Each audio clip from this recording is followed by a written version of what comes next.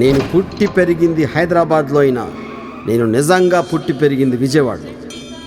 ఎందుకంటే నాకు అవగాహన, తెలివి, బంధాలు, స్నేహాలు, ప్రేమించుకోవటాలు, చంపుకోవటాలు వీటన్నిటి గురించి తెలిసింది విజయవాడలోనే.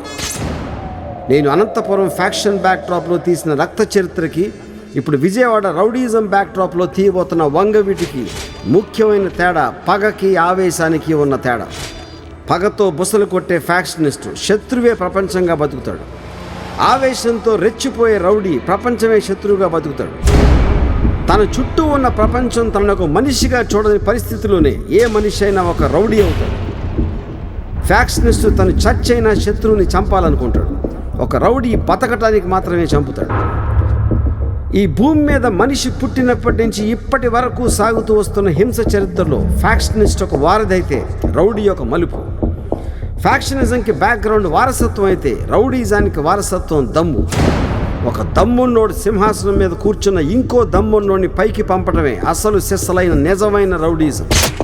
అలాంటి రౌడీయిజం రూపాన్ని, దాని ఆంతర్యాన్ని 30 ఏళ్ల క్రితం నేను విజయవాడ సిద్ధార్థ ఇంజనీరింగ్ కాలేజీలో చదువుతున్నప్పుడు బాగా దగ్గరగా స్వయంగా నా కళ్ళతో నేనే చూశాను. అందుకనే విజయవాడ రౌడీజం గురించి నాకన్నా ఎక్కువ తెలిసినవాడు విజయవాడలో కూడా లేడని బల్లగుద్దే కాకుండా కత్తితో కూడా పొడిచి చెప్పగలను. వంగవీటి చిత్రం తెలుగులోని ఆఖరి చిత్రం అవుతుంది.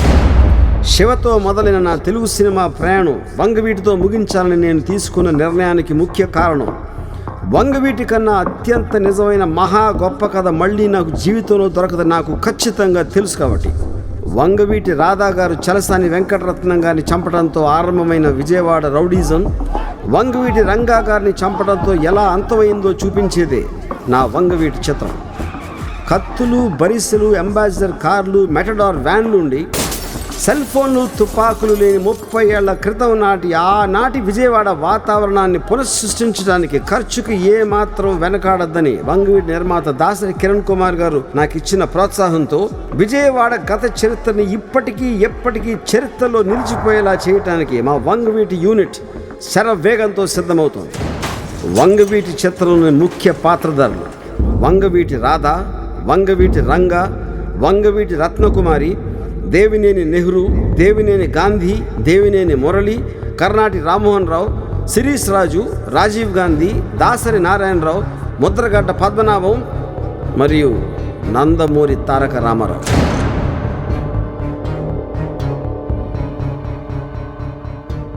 నా కూతుర్ని కిడ్నాప్ చేశారు రిషి. నా కూతుర్ని వెతికి పెట్టగలవా? ఎవరినో పెళ్లి చేసుకొని వెళ్ళిపోయింది. ఇప్పుడు వాళ్ళ కూతురు కిడ్నాప్ అయితే నీకేంట్రా? 2 months బ్యాక్ ఒక చిన్నపిల్ల కిడ్నాప్ అయిందండి. కిడ్నాపా? ఎప్పుడండి?